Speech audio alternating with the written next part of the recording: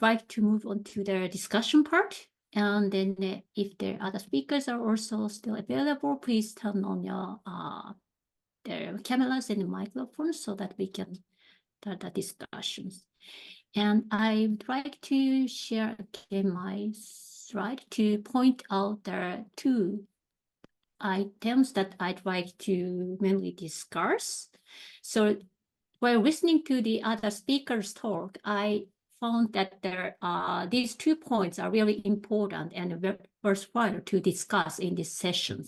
The first one is the gap between the embodied intelligence and the computational intelligence. For example, the Huichan nicely illustrated or highlighted the differences between the she said mechanical intelligence and the computational intelligence. Both have the advantages and disadvantages or challenges. And then the question is how we can really integrate these two types of the intelligence. Also, the Aimee showed a very nice picture showing the layered intelligence. If I remember correctly, it includes the artificial intelligence, embodied intelligence, morphological intelligence, physical intelligence, and then mechanical intelligence. There are so many different types of intelligence.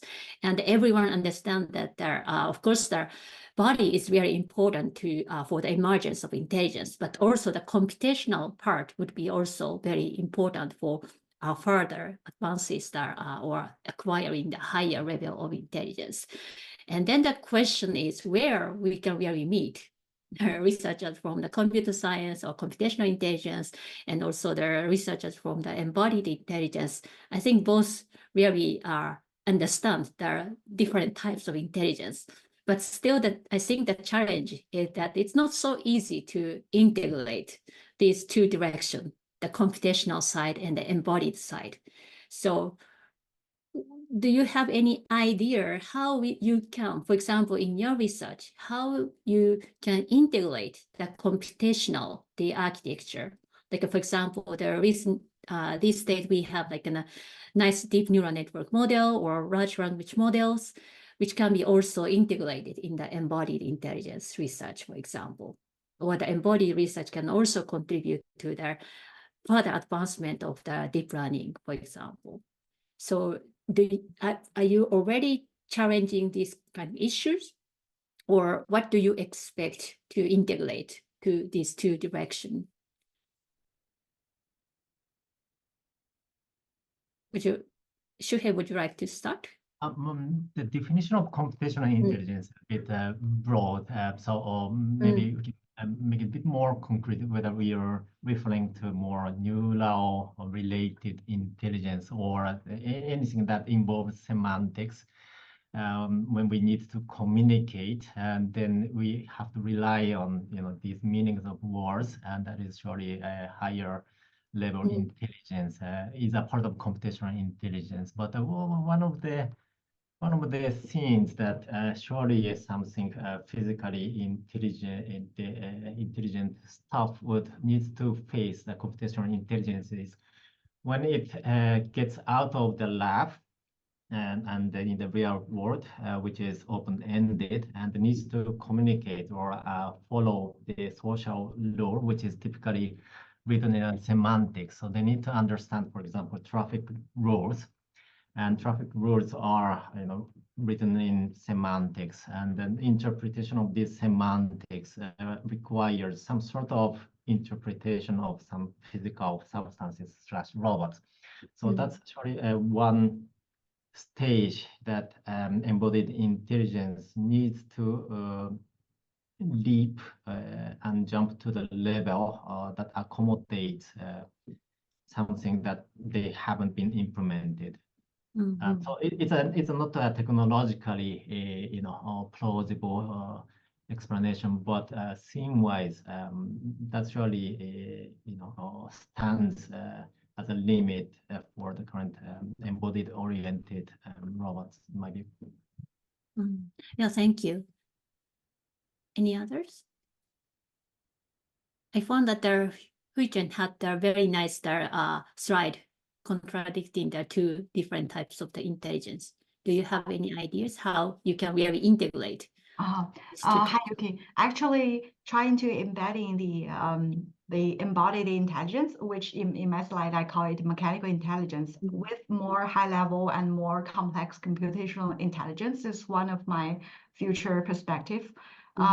Currently, my thinking is that the mechanical intelligence mainly come from the material side. So we need to develop more like softer or more smarter materials that has many like embodied functionalities such as like self-clearing, self-healing, like this kind of functions to build up the robot. But like if in the future, if we want the robot to really accomplish a very like intricate task, the high level, like more complex computational intelligence is very essential. So that is why that I try to like close the gap between them. And I found that one of the most important thing is I don't have off-the-shelf sensors and powerful actuators that can help me to run those algorithms in the software robot. So that is why I still starting from the fundamental components. I want the sensors to sense every, like our human beings, we can feel the touch from everywhere of our body. And we have hundreds of muscles that can generate the flexibility of the motions. I think those are the fundamental blocks to building a more powerful software robot with higher level of computational intelligence. That is basically my point of view. Yeah, I think that if the embodiment becomes richer and richer, you also need a more richer the computational power. Exactly. Yes. Great. Thank you very much. Thank you. Aimee, what do you think about the integration of the different layered the intelligence? Can we just kind of go in a straightforward way, or do we have any like a new ideas or innovations to really integrate the different layers of the intelligence? Sorry, are you talking to me or the other Aimee? Sorry, should I pronounce Aimee? Or what yeah, my name is, but it's fine. But yeah, so if I look into the surgical field, what's very important, of course, is safety. So you see a lot of like more autonomous system outside of that field. So inside the surgical field is still the surgeon that's usually in control. But I think if you look into the design of the devices, then what's also very important is maybe to look into more distributed control strategy. So like, for example, the octopus has the brain, but it also has sort of smaller brains inside the tentacles. So also think about how to maybe distribute the load over the whole system instead of just having like a centralized system. So I think combining that is part of it. Of course, there's much more to it than that, but that's also, I think, very interesting to look into in the future. Yeah, that's a good idea to distribute the intelligence, the computational power as well into the embodied. Right. Great, thanks. I now missed another Aimee. I'm not sure whether she can be still online later. But we have their Gentian, their first keynote speaker. Would you like to join their discussion? What do you think about their integration of their embodied intelligence and computational intelligence? I'm not an expert, I would say, exactly in like I would say the other way around. I'm partisan that we shouldn't split intelligence into these many categories, and we should really see everything as with an holistic perspective. And so I don't think there is an embodied intelligence if there is no computational intelligence, and the other way around as well. Well, for example, if we look at the large language model, they don't utilize the embodiment. I don't think it's intelligent. I don't believe they are intelligent. So the intelligence must be grounded on the embodied experiences. I think it has, yeah, it has to be somehow maybe grounded, but it's just that like, Yeah, maybe grounded. Yeah, I don't think about like pure intelligence from the brain or from something that has no interaction, that has no way to feel what is happening around it. So no connection with the environment, basically, and no connection with like contextual information. I mean, you can debate about like, a computer can still have some connection to some sensors and some information, but it has to have something someplace, and that's a body somehow. Yeah, I completely agree with you that their embodiment is very important for the intelligence. But on the other hand, I also realize that, for example, if I ask some questions, something about the embodied related questions to the ChatGPT, for example, it answers as if it has an embodied experiences. Of course, it doesn't have, obvious. but then it can somehow, how can I say, that imitate or simulate or behave as if it has such an embodied experiences. That is the big challenge. Because ChatGPT is basically trained on human data, and we have bodies, as long as I understand. They're not pure computational intelligence. Yes. And so all of the experience that is basing his knowledge and intelligence, it's based on our own grounded experience. And so it probably imagines that it has a body, or it had a body at some point. Yeah. And I really like the comments that Jeff is making, that it has like having a body is somehow poetic, which I love it. I think it also brings in some kind of like, uncertainties and like awkwardness maybe sometimes, or like a kind of like being a little bit gauche with your body. So you're making mistakes and you're not perfect. And I think this imperfection is also what makes us kind of intelligent, is we have to cope with imperfection. And maybe that's what is being intelligent, is being able to cope with what we cannot do and find other ways to do it. I think that's a good point. I think we have to have their clearer definition of the intelligence, and also need to find out what is the limitation of the non-embodied intelligence or really embodied intelligence. Yeah, great.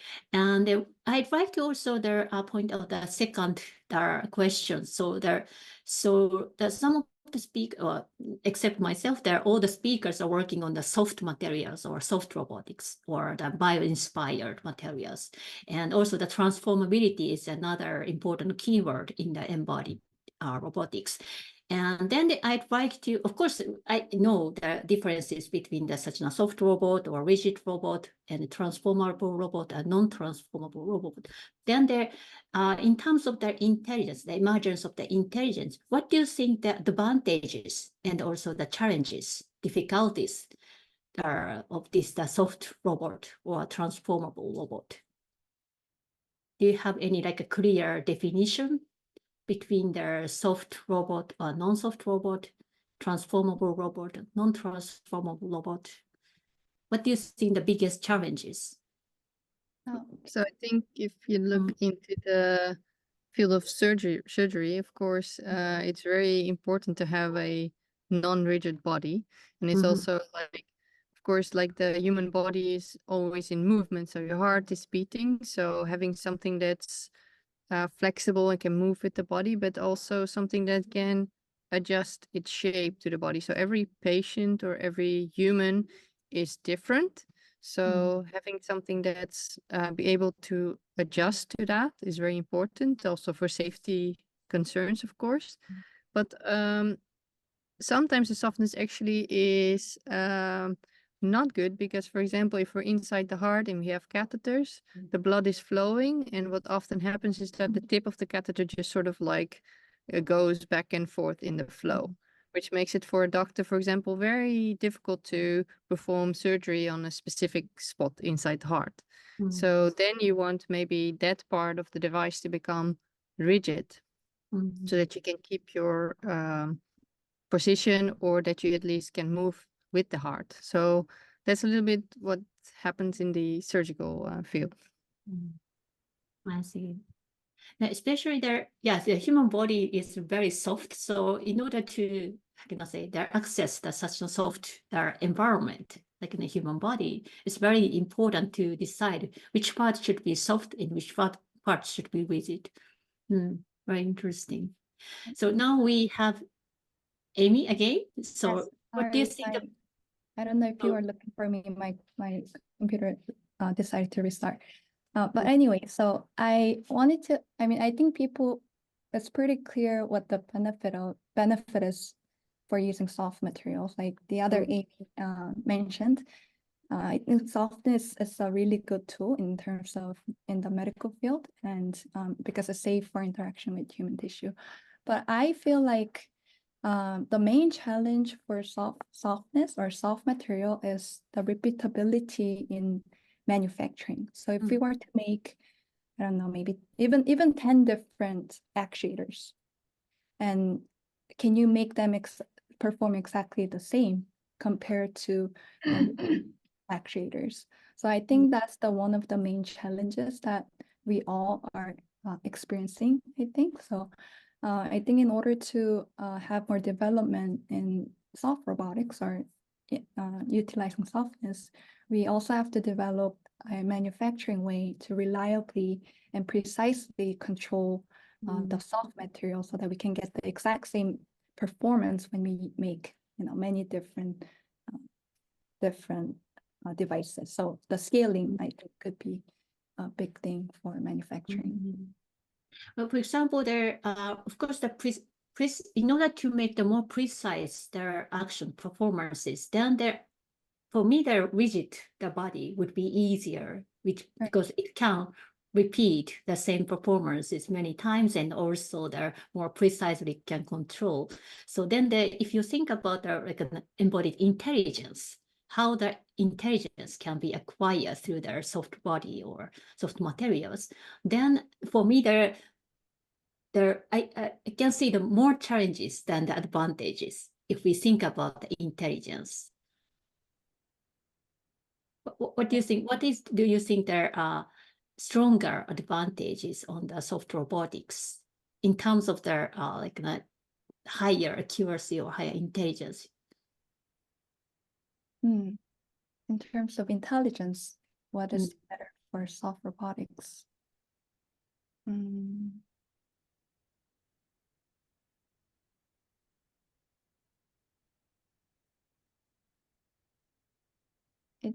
I think I need a little bit of time. If other people have thoughts, feel free to jump in. Then can I ask the similar question to Shuhei? I think there transformability is another challenge for this kind of the embodied robotics.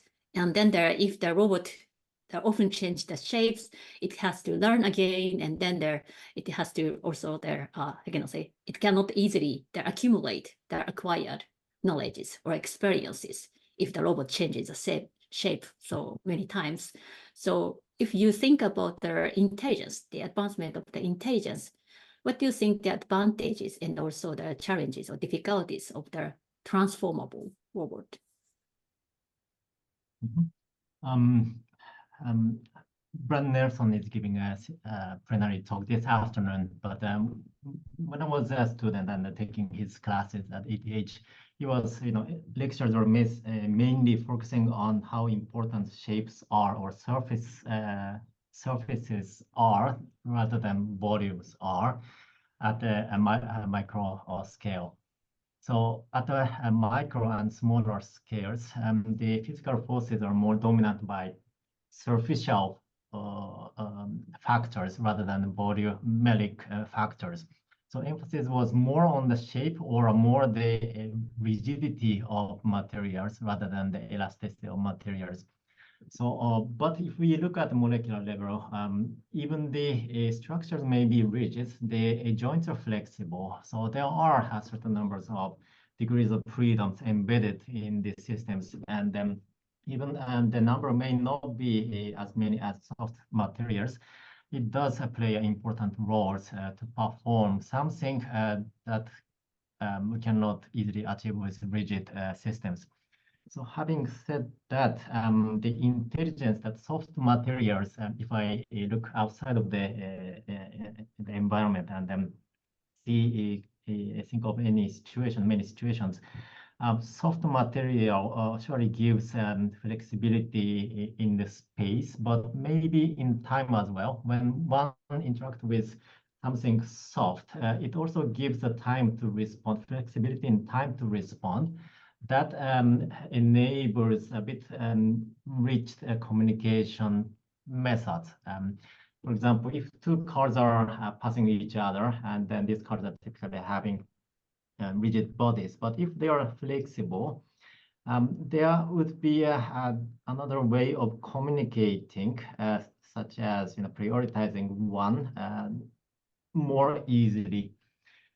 So it gives a flexibility in space, which we, in a way that we are not necessarily aware of. That's kind of my intuition, that how soft matter enables a bit more deep communication methods. This hard and soft comparison has always been central in many scenes. For example, Baymax, that was the movie Big Hero 6. Basically, there are two types of robots. One is soft, like a bar, and then the other one is a bad self-assembling, microbots, and they are fighting each other. And people project quite different aesthetics. Those who like microbots are not necessarily like balloon robots, and vice versa. So somehow when the macro meets micro, mechanics meets physics, all these two meets, that's an interface that we haven't probably yet explored so much. And that's a key to think of how to achieve a reliable, intelligent system that we yet don't have enough controllability. And that interface is something provided by the different interface between different scales or the different materials. So I'm not answering the question directly, but just my experiences and opinions. Do you think that there are like intelligent behaviors which can be achieved by the transformable robot can be also achieved by other types of robot, like soft robots or any other different, using the different materials, different mechanics? Or the intelligence achieved by the transformable robot can be achieved only by the transformable robot? Shape changes is an interesting keyword, but more probably fundamental aspect is how to distinguish self and the non-self, how to define, up to this border is me, and beyond that is not me, especially when the system can extend its body by adding other components that may result in the shape changing, but not limited to. And probably this aspect can also be seen in the soft robots whose volume changes. And then the addition of other components to the original body would surely require the system to override its definition of self. And at some point, when multi-components act in parallel, simultaneously sharing the same environment, this problem will be risen. So not transformable, or transformability is the keyword to discuss about intelligence, but more about setting the boundary. And then before stepping into a learning aspect, which system should we define as one system, and then the other will become an issue. That's my understanding. I see. Thank you very much. I like to ask the similar question to Gentian as well, because the soft robotics is, of course, not the main target, but then their soft robotics or the soft bodies would also greatly impact their human-robot interactions. And then do you have any ideas or the directions that how you, or whether you are interested in utilizing such a soft robot as as a robot bodies, or you think that the rigid or mechanical, the robot is better for the human-robot interaction study? Yeah, you're asking me a very difficult questions. Because I'm really from like you, from the rigid body community. And of course, we have at some point discussed about like doing more soft robots and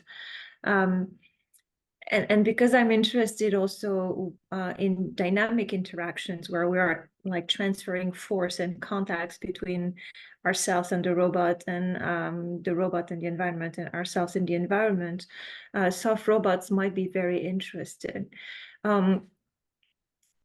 My experience, and that was one of the reasons why actually I came to Japan originally, is because I wanted to work on some kind of like soft polymer gel that could be used as like actuators for I thought they could be used for as actuators to replace like defective muscles and to build prosthetics. And then one of the things that I was very much disappointed was with very soft robots, not the one that we have seen and the one that Cecilia is working on and the one that we have seen today in many of the presentations, is that they are very slow. They are extremely slow. Their dynamics was very, very slow. And so they were absolutely not good enough to respond to like to do human robot interaction in a way that could be satisfying somehow. Of course, I'm talking about like almost 20 years ago, and things have changed around like over time, and we have now soft robots that are much faster and not just using like, you know, polymer gels or like these kind of like active materials. And so for human robot interaction, I think that there are some type of interactions where having a soft body can be very valuable. I don't think you want to hug a stone. I mean, or, you know, like, I think hugging something that is soft and tender is a lot more like healing. And so I think there are definitely situations where you think that having something soft could be useful. But soft means also maybe too complex to control in some sense. And so you will be able to create, and I think it relates to what Aimee was saying in the manufacturing aspect, but I would say that it's more in the control aspects. It's like, it's hard to get something that is reproducible somehow, but like, yeah, something that would be consistent, maybe. There will be more variability. And so some softness in the robot could be very valuable, but you need also some hardness. And continuously soft robots like the tentacles that we have seen and the trunks and these kind of robots, for human robot interaction, they might be also a little bit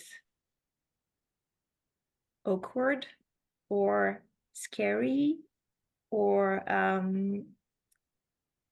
like, yeah, weird, because we're not used to interact with these kind of like very soft and continuous systems. So soft, like chewy, or this kind of image, like, you know, like pillowy, maybe, but continuously soft, that has this like weird, like, it's not weird, but it's just like different way of moving, might be a little bit startling for many at first. So maybe we should interact more with animals and entities that have like these continuous way of moving, and maybe then we'll get more used to having robots that can do that. But for human robot interaction, I think fully soft is probably not the way we want to go. That's my opinion, but I think it's worth trying. So it could be fun. Maybe we can find very new ways of interacting. We could, like, you know, have robots like moving around us and embracing us in ways that like we can't think about. It could be fun. That could be very very good as well. Yeah. Yeah, thank you. I think we could learn there are many ideas how we can inspired by like an animal, like for example, Aimee showed a very nice example of the gecko inspired architectures. I'm very much impressed by that. how you can really mechanically reproduce a gecko mechanism. And then we can integrate many different types of their bio-inspired mechanism into our robotic system. But we have to carefully think about where to develop what and where and what is the combination is very important to think about. So I think that we have only the 6 minutes left, and then so I asked many questions to all of you, and then maybe you may also have some questions to ask the other speakers. So do you have any questions or comments to the other speakers' research, or any additional discussion point?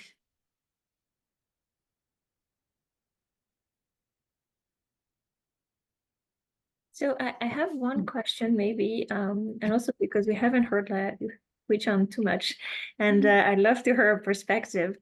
I think we were talking about like the body in terms of like maybe degrees of freedom, but how would that pair with sensing?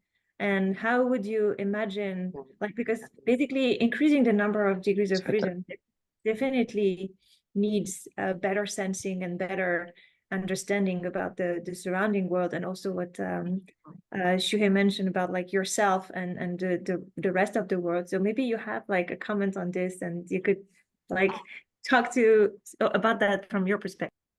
Exactly. So Wenqi, I actually have one comment about the soft gels you mentioned about 20 years ago. So actually today we could build very fast soft artificial muscles. So our muscles can go to a bandwidth of about 200 hertz or 300 hertz. They respond in milliseconds, and they can have a power density that is similar to the level of normal electromagnetic motors. That is about the artificial muscle or actuators advances in recent years. And in terms of the soft and rigid degree of freedom question, so for most of the robots that we built in our lab and my previous lab at Cornell and Harvard, we found that none of the robot is purely soft. Almost none of them is purely soft. We actually strategically make some places, make most of the places rigid, and still like remain some places compliant to adapt to terrains or adapted to the object we are building. So yes, I think that the infinite degree of freedom definitely put a lot of challenge in control and also sensing. So the last work that I showed in my presentation is showing that we're using a optic fiber to reconstruct the continuous shape of a structure. That one, we actually don't use degree of freedom to describe it as a discrete system. Instead, we use the rod theory to describe this continuous shape. In that way, we can get what is the interaction force with the environment and its own like state quite well. But how to control this very complex shape is another very challenging problem. And I think the other Aimee who was doing surgical robots, she might have more insights about this point of view. Yes. Great, thank you. It's very nice to know that there soft actuators also get better and better. So we can now really integrate. That's such a mechanism. So unfortunately, it's already the time to close. And then if you have any very last message to convey to the audiences, can you give just one word from each speaker?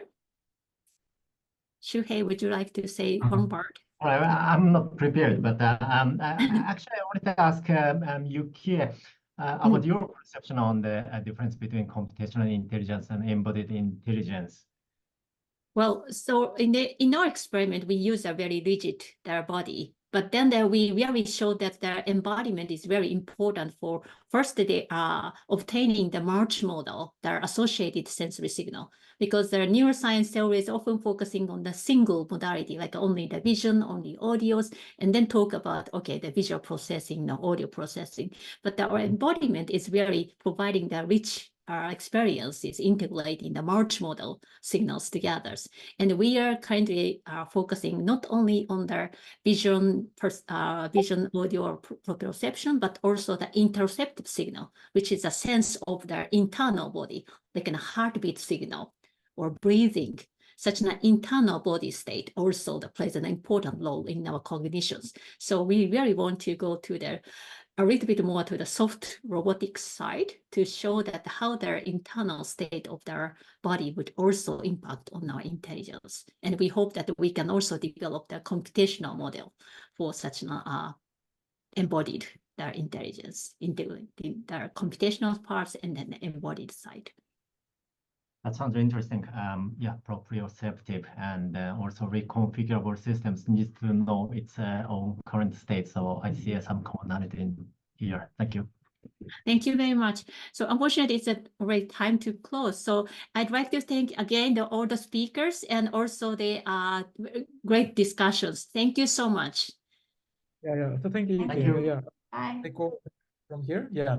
Thanks a lot for all speakers and all attendees for coming for the morning